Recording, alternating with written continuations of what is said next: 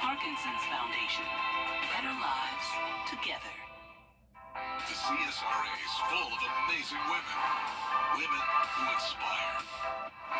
Women who innovate. Women who lead. That's why News Channel 6 brings you Women to Watch.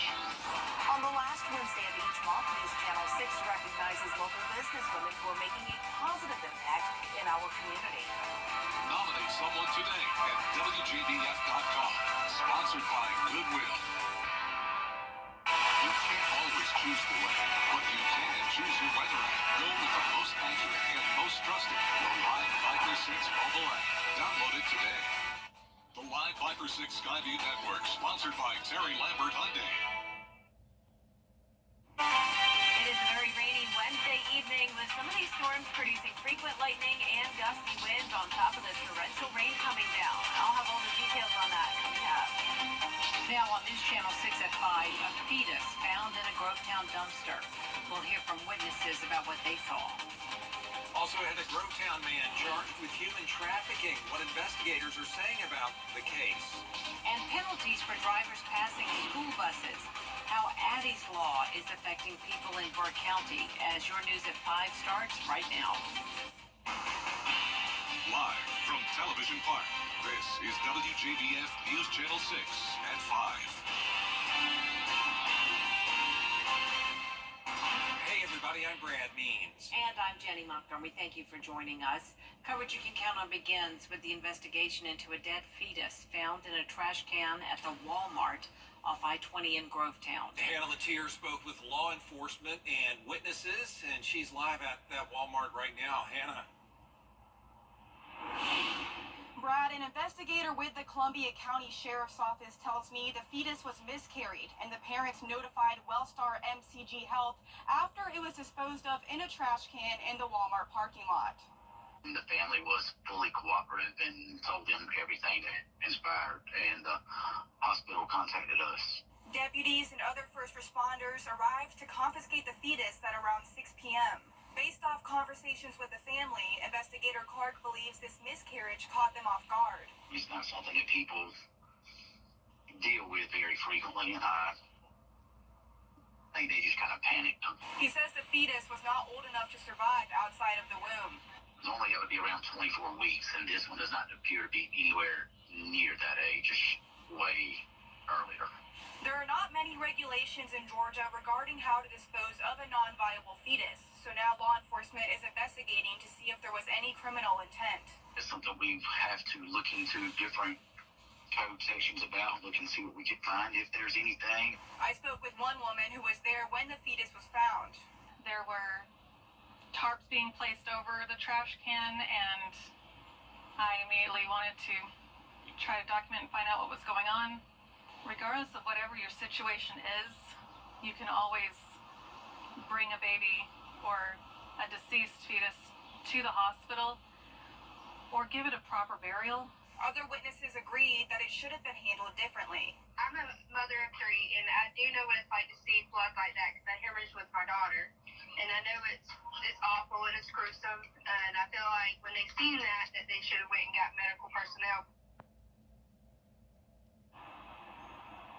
The Sheriff's Office is working with the GBI to do an autopsy on the fetus, and investigators say if you're faced with a similar situation, contact your doctor or 911 before disposing of the fetus. Live in Grovetown, Hannah Latier, WJBF News Channel 6. It is time now for a check of the weather. Our chief meteorologist, Jenna Petracci, keeping an eye on all these storms this afternoon. Jenna? Yeah, that's right, Brad. And we did have some strong storms today so far. And of course, we're also watching for flooding concerns. A lot of these storms are dumping a lot of heavy rain over a short period of time. And I'm sure we're already seeing a lot of ponding on the roadways. No major flood alerts at the time, but we are watching as we do have that watch in place for flooding. We had this special weather statement. This actually just expired a moment ago for places like Edgefield County. You can see that box has now been dropped as of 5 o'clock. The storms just moved through Augusta, now pushing up towards the north. So Richmond County County about to be in the clear. Just a few light showers lingering near Martinez and North Augusta. Heavy downpours into Edgefield now along the border of McCormick County and into Lincoln County. And look at all of these lightning strikes. 23 strikes over the last 5 minutes. Also into Aiken County. This heavy storm just came through downtown Aiken, pushing up towards the north as well. And a lot of places in Aiken County desperately need the rain. And the good news is that they have now gotten it today. Places like Wagner, Jackson.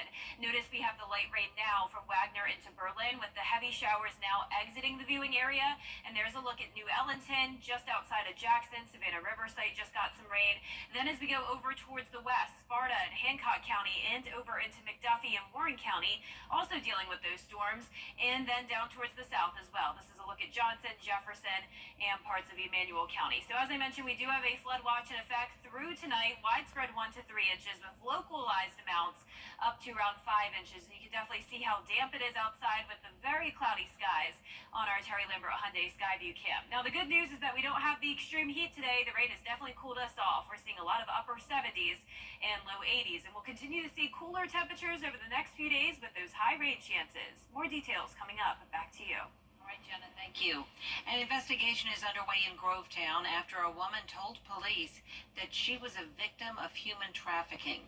The woman is still unidentified, but police have arrested 36-year-old Joe Lewis Hills Jr. Bria Smith is live now with more on the case. Bria. Jenny, I spoke with neighbors who are in complete shock after hearing what has been going on just a few houses down from their own home. Police say on Tuesday afternoon, a woman showed up at the Grovetown Police Department claiming she was being held against her will. Police say the victim reported that she had been picked up in Macon and brought to Savannah and was now staying in a Grovetown home off of Grove Landing Way. The woman called a rideshare service to assist her to get to the police department. The local FBI field office was contacted and dispatched an agent assigned to human trafficking to assist. Neighbors who have lived in the area for several years are in disbelief today. Immediate shock, immediate disgust, fear, concern for the young lady and hope that she was okay.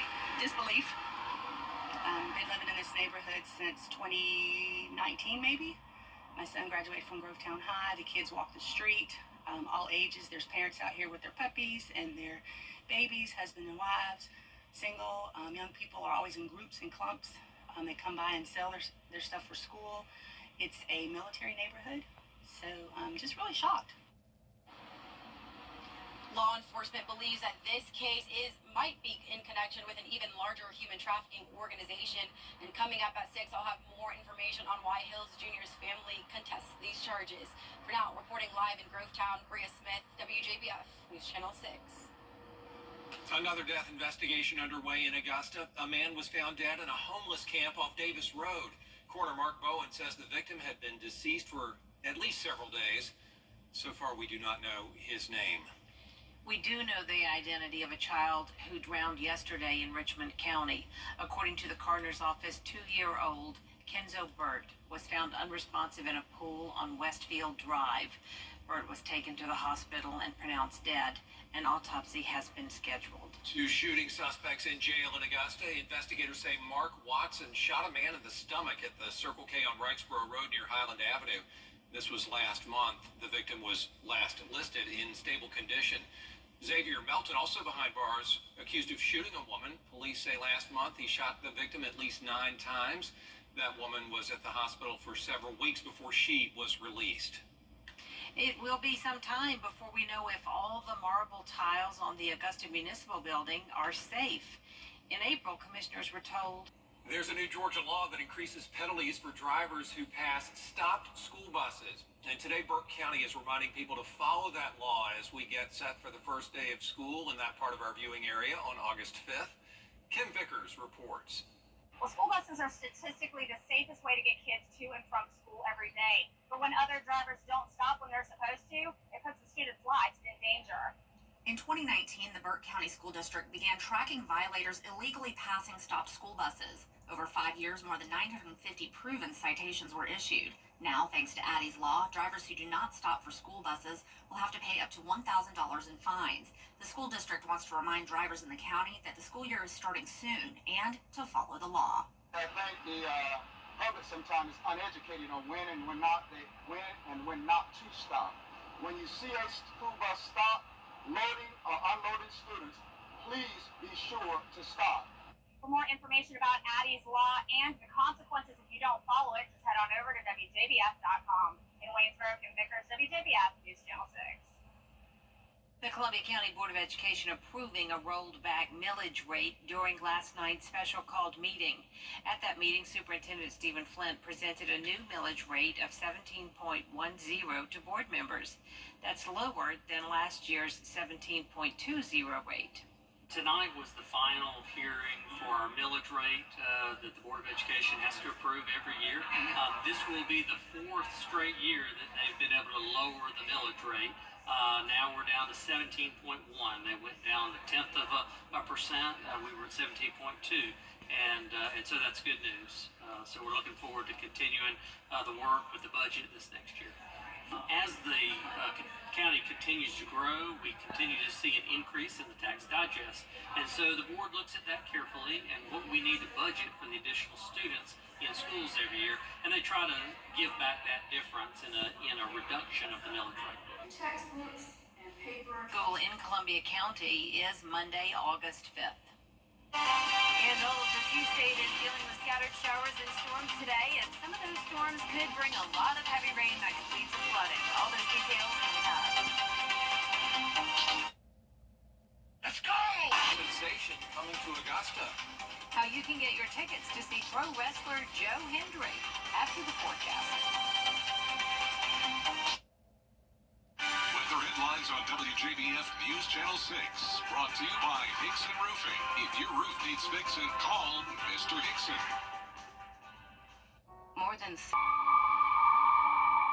You and me, we're the best of friends, and we'll stay together till the end. For years, Freddie the Forecaster has been a true friend to our community. We're the best of friends. Enter to win your very own Freddie bobblehead today at WJBF.com. Sponsored by Alpha Insurance. Black excellence. Its importance goes beyond just a single month each year. That's why News Channel 6 proudly presents Celebrating Black Excellence 365. Each month will highlight an individual or organization who inspires their community and improves the lives of people around them. If you know a deserving recipient, visit WJBF.com and fill out the nomination form. Celebrating Black Excellence 365. Only on News Channel 6. Now, your most accurate forecast with WJBF Live Viper 6. Welcome back. Here's the latest on radar. We are not seeing any severe storms at the moment, but we are seeing storms with a lot of lightning and still some gusty winds. Not at severe criteria, though, so that's good news. Our main concern today is definitely the flooding from all of this rain. These storms aren't moving very fast, but they are finally out of Richmond County. All of this activity that was once a special weather statement for 50-mile-per-hour winds is starting to weaken a little bit, but we do still have a lot of lightning here from McCormick County into Edgefield, and a lot of lightning in this one area to the north of I-20 in Aiken County. To the west of that, we also have storms north of Thompson in McDuffie County. There's Warrenton. The latest scan here showing those storms slowly but surely moving off towards the north. Hancock County also has a lot of rain, heavy showers to the north of Sparta, and a lot more on the way moving in from the west. You can see a lot of lightning over there. Down in Screven County, also in on the action here, heavy shower to the north of Sylvania. Not as much lightning, though. The rainfall totals over the last 24 hours are starting to look pretty significant, especially up in Evans. That's where they had over an inch of rain dumped in just 45 minutes. So right now you can see that rainfall total at 1.42 inches. This entire yellow area representing around 1.5 to 2 inches of rain. Other places still very low amounts, such as trace amounts in Jefferson County and Sylvania, but a lot of us are starting to get up to that 1 inch mark. For the rest of tonight, widespread 1 to 3 inches of rain, and local amounts could reach 5 inches. There is a flood watch in effect for Richmond, Aiken, Burke, Barnwell, and Bamberg counties through tonight. Very very stormy sky here on our Terry Lambert Hyundai Skyview cam into Waynesboro. We're sitting at 80 degrees, feeling like 84, a muggy day. Temperature-wise, we're seeing a big spread here, 74 in Waynesboro, but still those low 90s up towards the north. But all of us are a bit below average today from all the cloud cover and rain. We still have this front to the north of us. That's the reason for all the shower and storm activity, and it will be the same thing for tomorrow. So throughout the day, we will have the chance of rain and storms. So tomorrow will be the wettest day out of the week and also the coolest day, topping off at only 86 degrees. And then after that, we'll hover around the 87 to 89 degree mark all the way into next week. Going with a 70% chance of rain tomorrow and then slowly going down as we go into the weekend, eventually just a 30% chance for your Sunday. Here's tonight at 6 o'clock. You can see the storms primarily to our north, but then it becomes more of a widespread messy rain late tonight. A lot of this is not going to be very strong. It's just going to be a lot of heavy rain. So once again, our main concern here is the flooding. A few showers lingering into Thursday morning. That's 7 a.m. and then a bit of a break from around 8 to noon. And then in the afternoon, that's when we'll see more storms starting to fire up and we'll get those heavy downpours and we'll have to watch for the gusty wind potential. A slight risk of excessive rainfall for everyone tomorrow. So we'll still be watching for that flash flood threat. And tonight, our temperatures will be right around average in the low 70s. Highs tomorrow will be in the mid to upper 80s, well below average. In your 10-day forecast, showing those rain chances once again going down to 30% on Sunday and Monday, up to 40% next Tuesday, and eventually we'll get back into the low 90s next week. All right, Jenna, busy day. Thank you. Social media and professional wrestling star Joe Hendry is making his way to Augusta. Yeah, the Scottish performer is making his first U.S. independent wrestling appearance at Viral Pro Wrestling in Augusta Saturday, August 10th at the Warren Road Community Center. We sat down with wrestling promoter Josh Hancock and wrestler Sean Legacy to find out what people can expect at that big event. Expect a lot of action and also entertaining. That's what it is, entertainment, and that's what you're going to get. Every match is going to be different. You're going to love something about the match. You're going to hate something about the match. It's going to be the talk of the town. And I love that Joe Hendry's coming because it shows that Viral is growing. And Viral is going to continue to grow. And I'm excited for what the future holds. Viral Pro Wrestling presents Infection 8. Tickets on sale now. For the full interview and ticket info, just go to our website, WJBF.com. A Bamberg County program is expanding its free youth education and job training with a new option. The story from Aiken Bureau Chief Sean Cabbage-Talk. The Bamberg Job Corps is now an SC Works connection point. Community members can use these computers for job searching and career support. The hope is this could bring more jobs to the area. I think it's a really good thing. Social media and professional wrestling star Joe Hendry is making his way to Augusta. Yeah, the Scottish performer is making his first U.S. independent wrestling appearance at Viral Pro Wrestling in Augusta Saturday, August 10th at the Warren Road Community Center. We sat down with wrestling promoter Josh Hancock and wrestler Sean Legacy to find out what people can expect at that big event. Expect a lot of action and also entertaining. That's what it is, entertainment, and that's what you're going to get. Every match is going to be different. You're going to love something about the match. You're going to hate something about the match. It's going to be the talk of the town. And I love that Joe Hendry's coming because it shows that Viral is growing. And Viral is going to continue to grow. And I'm excited for what the future holds. Viral Pro Wrestling presents Infection 8. Tickets on sale now. For the full interview and ticket info, just go to our website, WJBF.com. A Bamberg County program is expanding its free youth education and job training with a new option. The story from Aiken Bureau Chief Sean Cabbage-Talk. The Bamberg Job Corps is now an SC Works connection point. Community members can use these computers for job searching and career support. The hope is this could bring more jobs to the area. I think it's a really good thing. Like the centers get something like this for quite some time. Cody Hall is one of nearly 200 students at the Bamberg Job Corps Center. The program offers free education and job training for young people ages 16 to 24. Yeah, because in this area, we got a rural area and disadvantaged youth. So many in this area that don't have the opportunities that other places have. The center will be the first training program in Bamberg and the Lower Savannah region to offer dedicated job resources. For students, they're able to come in, explore the possibilities of their future. They can join Job Corps right here at the myjobcorps.org. Being able to log in, look at the different industries, look at the different opportunities for them. The lab is not just for Job Corps students, but also offers resources for the local community. I think it will bring in more industry because we're able to do more harvest here, and it's an opportunity not only for the students, but also the community, and also to give more exposure to the center and employers. I feel like this is definitely a big help people who are already struggling. The center will be open to the community on Wednesdays from 12 until 2 in Bamberg. I'm Even Bureau Chief Sean Gappenstock, WJBF News Channel 6. Up next, walking the country for men's mental health. How one Army veteran is raising awareness one step at a time. CSRA Aging and